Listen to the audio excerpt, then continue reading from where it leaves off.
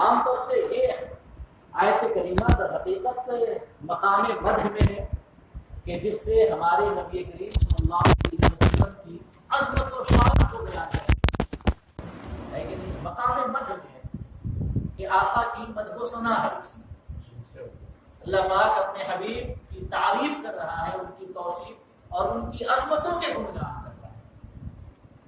اور عام طور سے ایسا ہوتا ہے کہ جب ہم کسی کی تعریف کرتے ہیں تو آغاز کلام ہم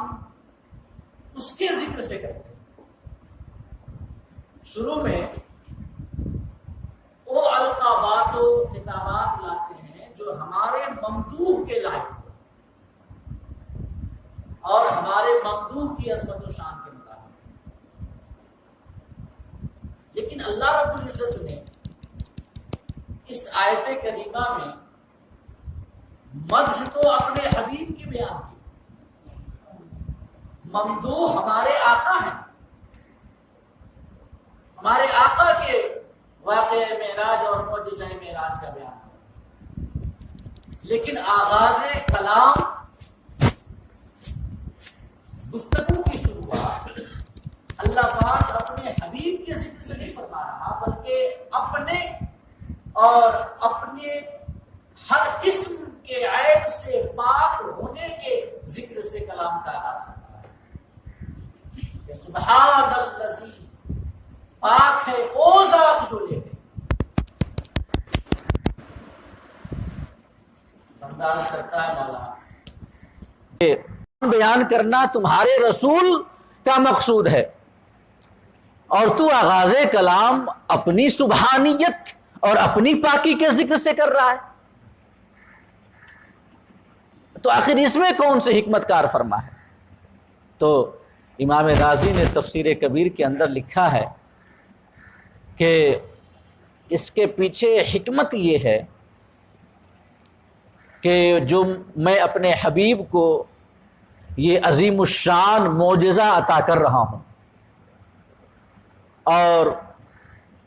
اسے مقام دنا فتدلہ، مقام قاب قوسین او ادنا پہ اور مقام لامکاں تک اپنی بارگاہ خاص تک بلا رہا ہوں، تو جب ہمارا حبیب واپس جا کر اپنی اس اپلبدھی کا بیان کرے گا، اپنے اوپر ہونے والے اس انعام خداوندی کا بیان کرے گا اس کی قوم کے سامنے، تو اس کی قوم میں سب کے سب ابو بکر نہیں ہیں، سب کے سب عمر نہیں ہیں، کہ جو کہ من وعن بغیر تشکیک اور بغیر شبہ کے ہمارے حبیب کی ہر بولی پر ایمان لے آئیں اور آمنا اور صدقنا کہیں۔ اسی مکہ کی گلیوں میں ابو جہل بھی بستا ہے، ابو لہب بھی بستا ہے، وہ لوگ بھی بستے ہیں جو کہ اپنی فریب خوردہ عقل کے بندے بے دام ہیں، جو ہر چیز کی حقیقت و واقعیت کو عقل کے ترازو پہ تولتے ہیں۔ تو جب ہمارا حبیب دعوی معراج کرے گا تو جہاں ابو بکر بغیر شک کیے اور بغیر شبہ کیے اور بغیر سوال کیے یہاں تک کہ غیروں سے سن کے تصدیق کر دے گا، وہیں کچھ ایسے بھی ہوں گے جو کہ ہر قسم کے سوالات، اعتراضات، شکوک اور شبہات کی بوچھار کریں گے۔ تو اللہ پاک نے جڑیں پہلے ہی کاٹ دی، ہر قسم کے اعتراضات کی بنیادیں پہلے ہی ختم کر دی۔ اللہ پاک نے جب کلام کا آغاز فرمایا تو فرمایا سبحان الذی اسری بعبدہ، پاک ہے وہ ذات جو لے گئی، یعنی اے بے ایمانو میرے حبیب کے دعوے معراج پہ کہ جسے تم میرے حبیب کا دعویٰ سمجھ کر کے اعتراض کر رہے ہو اور قسم قسم کے شکوک و شبہات کا ورود کر رہے ہو، یہ میرے حبیب کا دعویٰ نہیں بلکہ یہ میرا دعویٰ ہے، یہ میں کہہ رہا ہوں کہ میں لے گیا۔ سبحان الذی، پاک ہے وہ ذات جو لے گئی اللہ پاک فرماتا ہے میں کہہ رہا ہوں، میں دعویٰ کر رہا ہوں۔ تو اگر تمہارے اندر طاقت و قوت ہو تو ہمارے اوپر اعتراض کرو، ہمارے اوپر سوالات کرو، ہمارے اوپر شکوک و شبہات کا ایراد کرو، لیکن اس سے پہلے یہ جان لو کہ ہماری شان کیا ہے۔ اللہ پاک نے اپنی شان کو لفظ سبحان کے ذریعے پہلے ہی بتا دیا، لفظ سبحان کے ذریعے، سبحان الذی، وہ ذات سبحان ہے جو اپنے بندے کو لے گئے۔ یعنی کہ اپنے حبیب کے واقع معراج کو بیان کرنے کے لیے اللہ پاک نے آغاز کلام لفظ سبحان سے کیا، اور سبحان کا معنی علماء بیان کرتے ہیں کہ یہ علماء لغت نے بیان کیا ہے کہ سبحان کا معنی ہوتا ہے سبحت اللہ سبحانہ، میں نے اللہ رب العزت کی جانب پاکی کی نسبت کی، یہ سبحان کا معنی ہوتا ہے۔ ہم اور آپ بولتے ہیں نا تقریباً سبحان اللہ، جس کا معنی ہوتا ہے سبحت اللہ سبحانہ، میں نے اللہ کی جانب پاکی کی نسبت کی۔ سوال ہوتا ہے کہ ہم نسبت کریں گے تب اللہ پاک ہوگا؟ ارے اللہ تو ازل سے پاک ہے، اس کی ذات صفات کمالیہ کی جامع ہے، وہاں پہ کسی عیب کا گزر نہیں ہو سکتا۔ عیب تو دور کی بات، وہ صفات جن میں عیوب تو نہ ہو مگر صفت کمال بھی نہ ہو، اللہ ان صفات سے بھی پاک ہے۔ کچھ عیوب ایسے ہوتے ہیں، اب یہ کچھ صفات اور کچھ اوصاف ایسے ہوتے ہیں جو اگرچہ عیب نہیں رکھتے لیکن کوئی اپنے اندر صفت کمال بھی نہیں رکھتے، ہے کہ نہیں؟ مثال کے طور پہ گوشت نہ کھانا ایک صفت ہے نا، گوشت نہ کھانا یہ عیب نہیں ہے، نہ کھائیں، لیکن کوئی کمال بھی نہیں ہے، تو ایسے ہی ہزاروں ایسی صفتیں ہیں، کئی ایسے اوصاف ہیں جن کا شمار ہم عیوب میں نہیں کرتے، جو عیب نہیں ہے لیکن اس کے ساتھ ساتھ صفت کمال بھی نہیں ہے۔ تو اللہ رب العزت ان اوصاف سے پاک تو ہے ہی ہے جن کے اندر عیوب کا گزر ہو یا جن کے لیے عیوب کا شبہ ہو۔ اللہ پاک ان اوصاف سے بھی پاک ہے جن کے اندر کمال نہ ہو،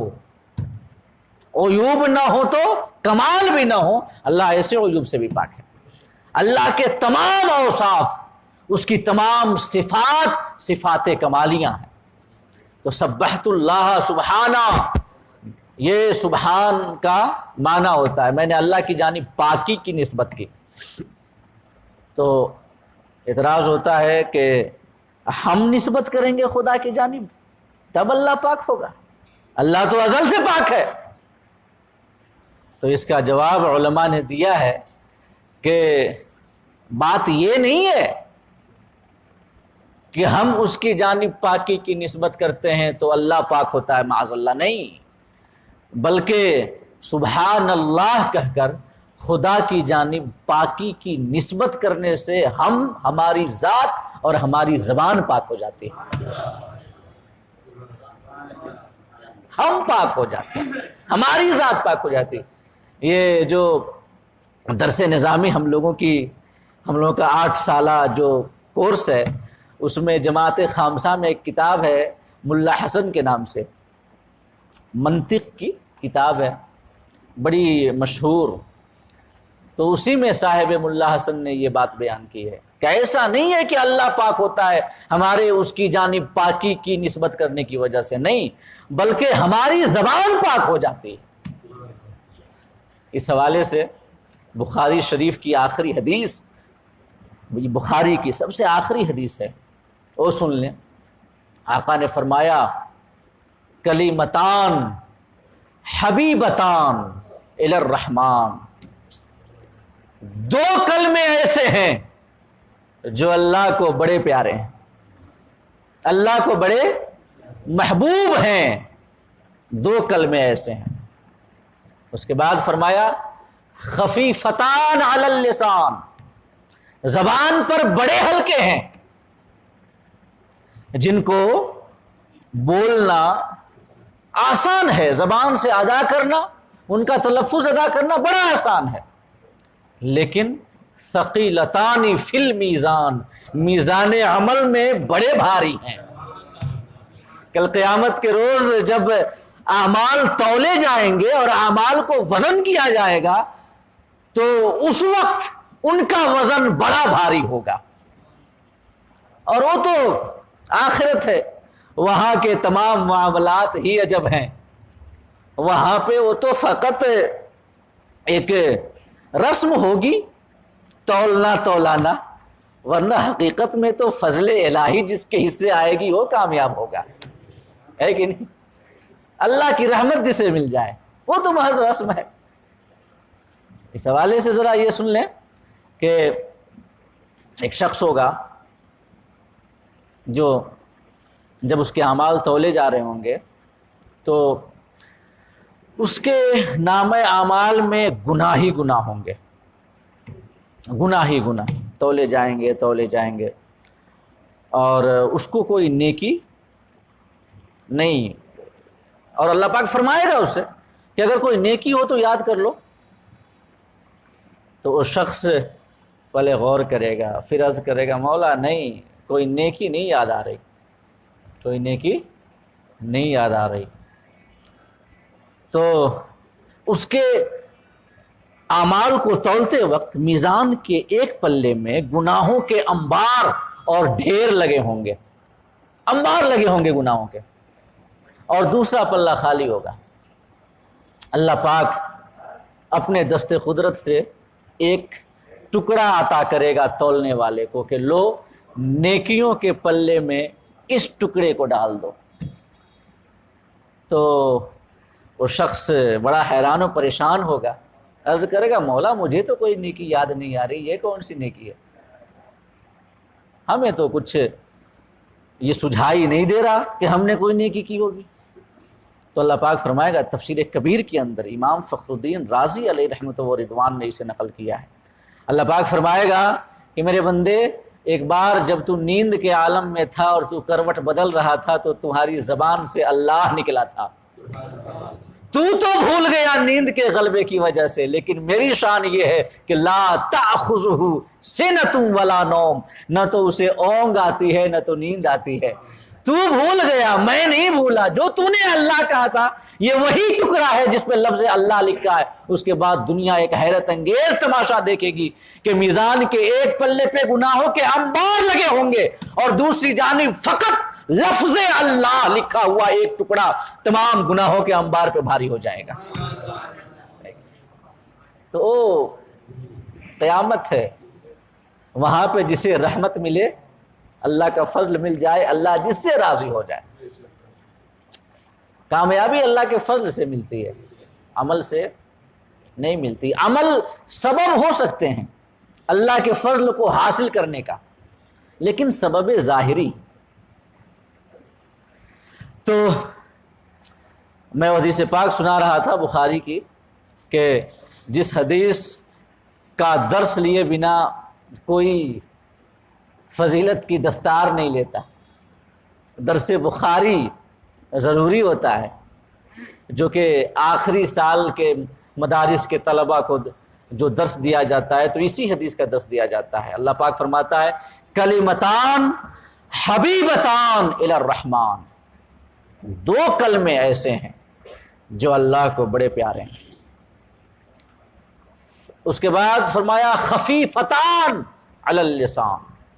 زبان پہ بڑے ہلکے ہیں، ان کا تلفظ کرنا بڑا آسان۔ اس کے بعد فرمایا ثقیلتان فی المیزان، میزان عمل میں بڑے ثقیل اور بھاری ہیں۔ اور وہ دو کلمے کون ہیں؟ آقا نے فرمایا سبحان اللہ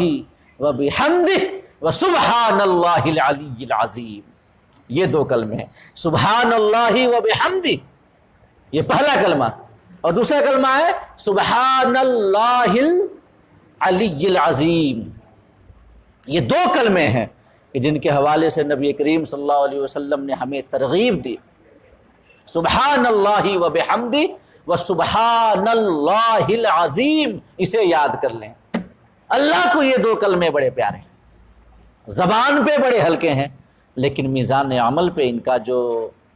ثواب ہے وہ ثواب بڑا کثیر ہے، اور بڑا ان کا وزن میزان عمل پہ بھاری. تو سبحان کا معنی ہوتا ہے میں نے اللہ کی جانب پاکی کی نسبت کی، اور جب ہم اس کی جانب پاکی کی نسبت کرتے ہیں تو ہمارا وجود پاک ہو جاتا ہے، ہماری زبان پاک ہو جاتی ہے. تو اللہ پاک نے جب اپنے حبیب کے سفر معراج کے ذکر کا آغاز فرمایا تو اولاً تو یہ کہ اپنی جانب واقعہ معراج کو منسوب کیا. یہ نہیں فرمایا کہ میرا حبیب کتنا بڑا عظیم الشان ہے اور اس کی رفعت اور اس کا مقام کتنا بڑا ہے کہ او گیا راتوں رات، نہیں، بلکہ فرمایا میں لے گیا راتوں رات،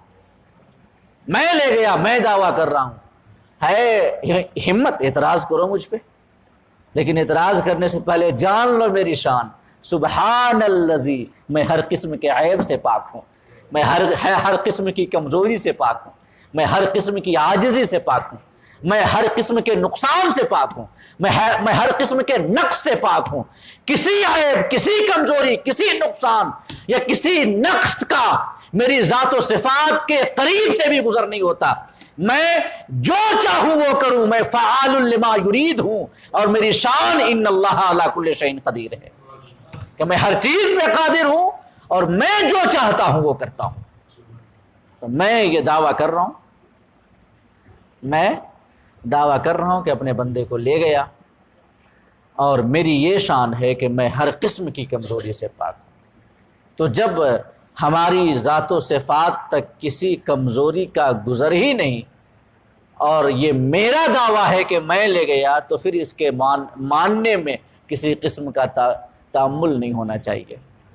عقل نارسا کو اس کے حوالے سے شکوک و شبہات کا اظہار نہیں کرنا چاہیے. اور چونکہ ابھی 10:15 بجے مجھے ایک ٹرین پکڑنی ہے، لہٰذا آج کی اپنی میں گفتگو یہیں پہ ختم کرتا ہوں. انشاءاللہ اسی آیت کریمہ کے حوالے سے اور اسی عنوان سے اگلی نشست بالتفصیل میں تمام نکات اور تفصیلات آپ کے سامنے عرض کروں گا. اللہ رب العزت ہم سب کو اپنے محبوب اور اپنے محبوب بندوں کی محبت سے منور و مجلہ فرمائے، اور ہمیں ان کی سیرت و کردار کو اپنانے کی